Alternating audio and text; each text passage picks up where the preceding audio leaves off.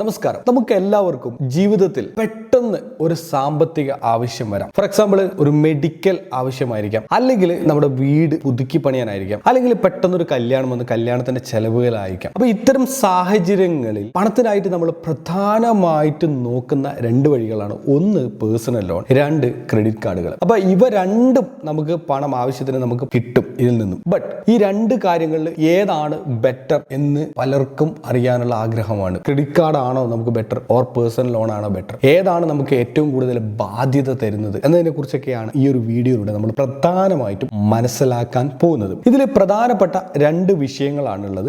ഒന്നാമത്തത് ഇതിന്റെ വ്യത്യാസം, അതായത് ലോൺ വാസ് റിവോൾവിംഗ് ക്രെഡിറ്റ് എന്ന രീതിയിലുള്ള ഈ ക്രെഡിറ്റ് കാർഡും ഇതും തമ്മിലുള്ള ഒരു വ്യത്യാസം. അതാണ് ആദ്യമായിട്ട് നമ്മൾ മനസ്സിലാക്കുന്നത്. പേഴ്സണൽ ലോൺ എന്ന് പറഞ്ഞാൽ എന്താണ്? നിങ്ങളൊന്ന് ചിന്തിച്ചിരിക്കും. ഒരു ലംസമായിട്ടുള്ള ഒരു എമൗണ്ട് നമുക്ക് കിട്ടുന്ന ഒരു പ്രോസസ്സിനെയാണ് ഒരു പേഴ്സണൽ ലോൺ എന്ന് പറയുന്നത്. ഒരു ലംസമായിട്ടുള്ള ഒരു എമൗണ്ട് നമുക്ക് കിട്ടും. നമ്മൾ ആ എമൗണ്ടിന് ഒരു ഫിക്സഡ് ആയിട്ടുള്ള ഒരു ഇൻട്രസ്റ്റ്, ഒരു പെർസെന്റേജ് പറഞ്ഞിട്ടുണ്ടാവും. ഇത്രയാണ് ഇൻട്രസ്റ്റ്, ഇത് ലോൺ അഗ്രിമെന്റിൽ പറഞ്ഞിട്ടുണ്ടാവും. ആ ഒരു എമൗണ്ട് നമ്മൾ എന്ത് ചെയ്യുന്നു? EMI ആയിട്ട് മന്ത്ലി നമ്മൾ പേയ്മെന്റ് ചെയ്യുന്നു. അതിനകത്ത് EMI-ക്കകത്ത് നമ്മുടെ മുതലും ഉണ്ടാവും, അതിന്റെ ഇൻട്രസ്റ്റും ഉണ്ടാവും. പലിശയും മുതലും ഒരുമിച്ചാണ് നമ്മൾ പേയ്മെന്റ് ചെയ്തുകൊണ്ടിരിക്കുന്നത്. ഒരു സെർട്ടൈൻ ഡ്യൂറേഷനിൽ ആ സംഭവം ഫിനിഷ് ആവും. ഇതാണ് അതിന്റെ കണക്ക്. നോർമലി പേഴ്സണൽ ലോണുകൾക്കൊക്കെ ഇൻട്രസ്റ്റ് എത്രയായിരിക്കും? ഒരു 12-14% ഇൻട്രസ്റ്റ് നോർമലി വരാറുണ്ട്. രണ്ടാമത്തെ കാര്യം എന്ന് പറയുന്നത് ക്രെഡിറ്റ് കാർഡാണ്. ഈ ക്രെഡിറ്റ് കാർഡ് എന്ന് പറഞ്ഞാൽ ഒരു റിവോൾവിംഗ് ക്രെഡിറ്റ് എന്ന് നമുക്ക് പറയാൻ പറ്റും. 1,50,000, 2 ലക്ഷം, 3 ലക്ഷം എന്നൊക്കെ ക്രെഡിറ്റ് ഉണ്ടെങ്കിലും നമ്മൾ ഉപയോഗിക്കുന്നതിന് മാത്രമേ ഇൻട്രസ്റ്റ് വരുള്ളൂ. ഉപയോഗിക്കുന്നതിന് ഇൻട്രസ്റ്റ് വരില്ല. ഫോർ എക്സാമ്പിൾ ഇതൊരു പുതിയ ക്രെഡിറ്റ് കാർഡ് എനിക്ക് കിട്ടിയത്, HDFCയുടെ ഗിഗ ബിസിനസ് ക്രെഡിറ്റ് എന്ന് പറയും. ഇതിനകത്ത്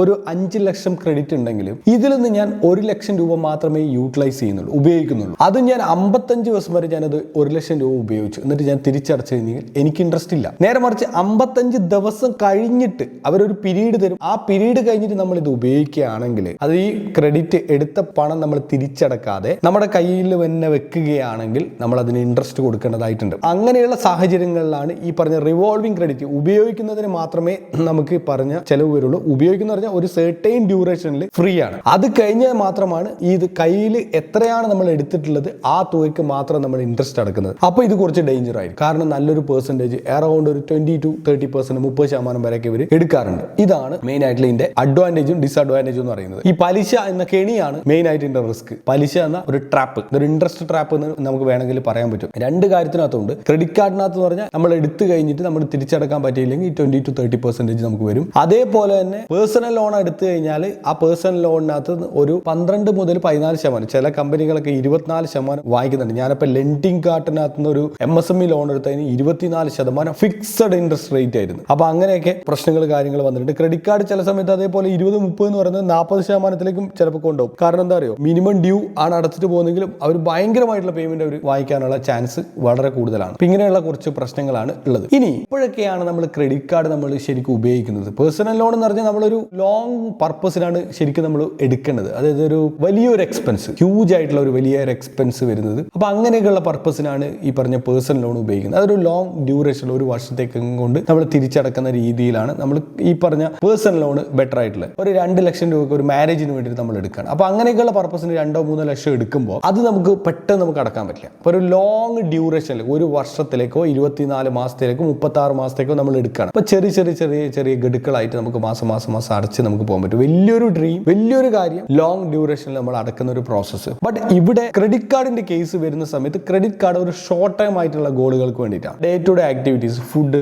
ഡ്രസ്സ്, 1-2 ഡ്രസ്സുകൾ കാര്യങ്ങൾ വാങ്ങിക്കുന്നത്, അല്ലെങ്കിൽ നിങ്ങളുടെ കുറെ സബ്സ്ക്രിപ്ഷൻസ് കാര്യങ്ങളൊക്കെ. എന്നെ സംബന്ധിച്ച് എനിക്ക് ഏറ്റവും കൂടുതൽ ചെലവ് വരുന്നത് ഈ സബ്സ്ക്രിപ്ഷൻസിനാണ്. ഏറ്റവും മന്ത്ലി ഒരു എക്സ്പെൻസ് വരുന്നത് ഫുഡിനേക്കാളും അല്ലെങ്കിൽ ഡ്രസ്സിനേക്കാളൊക്കെ എക്സ്പെൻസ് സബ്സ്ക്രിപ്ഷനാണ്. അപ്പൊ സബ്സ്ക്രിപ്ഷൻസിന് കുറെ എമൗണ്ട്, അതുപോലെ ഫുഡ്, അതേപോലെ തന്നെ ഫ്യൂല്, നമ്മളെപ്പോഴും ഫ്യൂല്, നമ്മൾ വണ്ടിക്ക് ഫ്യൂൽ അടിക്കുന്ന ആ സംഭവം, അതിനൊരു എക്സ്പെൻസ് നമുക്ക് വരും. പിന്നെ അതേപോലെ തന്നെ നമുക്ക് ഇപ്പൊ ട്രാവലിംഗ്, ചിലർക്ക് ട്രാവലിംഗ് എക്സ്പെൻസ്, സ്ഥിരമായിട്ട് ട്രാവൽ ചെയ്യുന്ന മൂവിക്കൊക്കെ പോകണമെങ്കിൽ അങ്ങനെയുള്ള എക്സ്പെൻസ്, എന്റർടൈൻമെന്റിന് ഒരുപാട് എക്സ്പെൻസ് വരും. ഇങ്ങനെയുള്ള എക്സ്പെൻസ് ഒക്കെ റെക്കറിംഗ് ആയിട്ട് വരുന്ന ചെറിയ എക്സ്പെൻസുകളൊക്കെ നമ്മൾ എന്ത് കാർഡ് വഴി നമ്മൾ ട്രീറ്റ് ചെയ്യുകയാണെങ്കിൽ നമുക്ക് ഒരുപാട് ബെനിഫിറ്റ് ഉണ്ട്. കാരണം ഈ കാർഡിനകത്ത് എപ്പോഴും പോയിന്റുകൾ വന്ന് കിടക്കും. ഇപ്പൊ ഞാനിപ്പോ ഈ HDFC ബാങ്കിന്റെ ഈ കാര്യങ്ങൾ നോക്കിയ സമയത്താണ് ഞാനും അതിൽ വലിയ അവെയർ ഒന്നും അല്ല ശരിക്കും ക്രെഡിറ്റ് കാർഡിൽ. ഇപ്പൊ ഞാനിപ്പോ ഇന്ന് നോക്കുന്ന സമയത്താണ് ക്രെഡിറ്റ് കാർഡിൽ ഞാൻ നേരത്തെ ഉപയോഗിച്ച കാർഡുകളിലെല്ലാം കുറെ പോയിന്റുകൾ വന്ന് കിടപ്പുണ്ട്. അപ്പൊ ഈ പോയിന്റ്, ക്രെഡിറ്റ് കാർഡിന്റെ ഒരു പോയിന്റ് എന്ന് പറഞ്ഞാൽ ഈക്വൽ ടു മണി പോലെയാണ്. 1600 രൂപയാണ്. കുറെ പോയിന്റ്, ഈ പോയിന്റുകളൊക്കെ നമുക്ക് എന്ത് ചെയ്യാം, റിഡീം ചെയ്യാം. ചിലരുടെ ക്യാഷ് പോയിന്റിൽ ഈക്വൽ ആയിരിക്കണം എന്നില്ല, നേരെ പകുതിയൊക്കെ ആയിരിക്കും. അപ്പൊ അത് അവർ കൃത്യമായിട്ട് അവർ വെബ്സൈറ്റ് മെൻഷൻ ചെയ്തിട്ടുണ്ടാവും. അപ്പൊ എത്രയാണ് ആ പോയിന്റ് പോയിന്റ് നമുക്ക് റിഡീം ചെയ്യുമ്പോൾ നമുക്ക് എന്ത് ചെയ്യാൻ പറ്റും, നമുക്ക് ക്യാഷ് ആയിട്ട് നമുക്ക് മാറ്റാൻ പറ്റും, എന്തെങ്കിലും സർവീസ് നമുക്ക് ഉപയോഗിക്കാൻ പറ്റും. അപ്പോൾ അതൊക്കെ ബെനിഫിറ്റ് ആണ്. അപ്പോൾ നമുക്ക് പല സർവീസസും നമ്മൾ ഈ ക്രെഡിറ്റ് കാർഡ് ഉപയോഗിച്ചിട്ട് വാങ്ങിച്ചപ്പോൾ നമുക്ക് ലഭിച്ചിട്ടുള്ള ക്യാഷ് ബാക്ക് പോയിന്റുകൾ നമുക്ക് അത് റിഡീം ചെയ്ത് അതിനെ നമുക്ക് ക്യാഷ് ആക്കി മാറ്റാൻ പറ്റും. അപ്പോൾ ഇതൊക്കെ അഡ്വാൻറ്റേജ് ആണ്. ഇത് ക്രെഡിറ്റ് കാർഡ് മാത്രം കിട്ടുന്ന ഒരു ബെനിഫിറ്റ് ആണ്. പ്ലസ് ഈ 55 ദിവസത്തെ ഫ്രീ ക്രെഡിറ്റും. ഒരു ഷോർട്ട് ടേം ഗോളോ ഉണ്ട്, ഷോർട്ട് ടേം കാര്യങ്ങൾക്കാണ് നിങ്ങൾ നോക്കുന്നതെങ്കിൽ, ചെറിയ ചെറിയ എക്സ്പെൻസുകൾക്കാണ് നിങ്ങൾ നോക്കുന്നത്, ബെറ്റർ എന്ന് പറഞ്ഞ ക്രെഡിറ്റ് കാർഡ് തന്നെയാണ്, സംശയമില്ല. അത് അറിഞ്ഞിട്ട് ഉപയോഗിക്കാനാണ്. അല്ലാതെ നമ്മൾ അതിനെക്കുറിച്ചൊന്നും പഠിക്കാതെ മനസ്സിലാക്കാതെ നമ്മൾ ഉപയോഗിച്ച് കഴിഞ്ഞാൽ നമുക്ക് അത് വലിയ യൂസും കാര്യങ്ങളൊന്നും ഇല്ല. ആ ക്രെഡിറ്റ് കാർഡ് കിട്ടിയ ഉടൻ തന്നെ പെട്ടെന്ന് അതിനകത്ത് കയറി ഒരു 50,000 രൂപ കടം എടുത്തിട്ട് എമൗണ്ട് വിഡ്രോ ചെയ്തിട്ട് നമ്മളത് തിരിച്ചടക്കാതെ പോയി കഴിഞ്ഞാൽ നല്ല ചാർജും വരും. പൈസ വിഡ്രോ ചെയ്യാന്നുള്ള ഒരു പ്രോസസ്സ് ക്രെഡിറ്റ് കാർഡിനകത്ത് ഇല്ല. ക്യാഷ് വിഡ്രോ ചെയ്യാന്നുള്ള ഒരു പ്രോസസ്സ് നമ്മൾ ചെയ്യാൻ പറ്റും. ചെയ്താൽ വലിയ വില കൊടുക്കേണ്ടി വരും. ആ വിഡ്രോ ചെയ്യുന്നതിന് നല്ലൊരു എമൗണ്ട് ചാർജ് വരും. പ്ലസ് ഇത് കൃത്യമായിട്ട് നമ്മൾ തിരിച്ചടച്ച് അതൊരു പണിയാണ്. അപ്പോൾ ഇത് മെയിൻലി ഓൺലൈൻ പർച്ചേസുകൾ, ഷോപ്പിംഗ്, ഇങ്ങനെയുള്ള കാര്യങ്ങൾക്കൊക്കെ യൂട്ടിലിറ്റി സർവീസുകൾക്കായിട്ട് നിങ്ങൾ പരമാവധി ക്രെഡിറ്റ് കാർഡ് ഉപയോഗിക്കുക. ഒരു ലോങ് ടേം വിഷനിൽ 1 ഇയർ 2 ഇയർ അല്ലെങ്കിൽ 3 ഇയറിലൊക്കെ നിങ്ങൾക്ക് എന്തെങ്കിലും ഒരു ഗോൾ ഉണ്ടെങ്കിൽ, ഇപ്പോൾ മാരേജ്, ഹെൽത്ത് ഇൻഷുറൻസ്, അല്ലെങ്കിൽ വീടിന്റെ കുറച്ച് കാര്യങ്ങളൊക്കെ ആണെങ്കിൽ ഗോ ഫോർ പേഴ്സണൽ ലോൺ. ഈ 2 കാര്യങ്ങൾ ചെയ്യുക. അപ്പോൾ രണ്ടിൻ്റെതായിട്ടുള്ള ഗുണമുണ്ട്. ദ ബെറ്റർ ഓപ്ഷൻ എന്ന് പറഞ്ഞത് ആവശ്യത്തിനനുസരിച്ച് നമ്മൾ ചൂസ് ചെയ്യുന്നതാണ്. ആവശ്യത്തിനനുസരിച്ച് നമ്മൾ കൃത്യമായിട്ട് പ്ലാൻ ചെയ്യാതെ നമ്മൾ എടുത്തിട്ടുണ്ടെങ്കിൽ അത് നമുക്കൊരു വലിയ ട്രാപ്പായിട്ട് മാറുമെന്നത് ഓർക്കുക. എന്തായാലും എല്ലാവർക്കും പരമാവധി ക്രെഡിറ്റ് കാർഡുകളും അതുപോലെ തന്നെ പേഴ്സണൽ ലോണുകളൊക്കെ കിട്ടട്ടെ. പേഴ്സണൽ ലോണിന്റെ ഒരുപാട് വീഡിയോകൾ നമ്മൾ വരും ദിവസങ്ങളിൽ ഷെയർ ചെയ്യാം. ക്രെഡിറ്റ് കാർഡുമായി ബന്ധപ്പെട്ട ഒരുപാട് വീഡിയോകൾ ഷെയർ ചെയ്യാം. ഇതൊന്നും അറിയാതെ നിങ്ങളുടെ സുഹൃത്തുക്കളൊക്കെ ഉണ്ട്, അവർക്കൊന്ന് വീഡിയോ ഷെയർ ചെയ്ത് കൊടുക്കുക. നിങ്ങളുടെ വിലപ്പെട്ട അഭിപ്രായങ്ങളും നിർദ്ദേശങ്ങളും കമന്റ് ബോക്സിൽ രേഖപ്പെടുത്താം. മറ്റൊരു വീഡിയോ ആയിട്ട് നമുക്ക് നാളെ കാണാം. Signing off. ബൈ.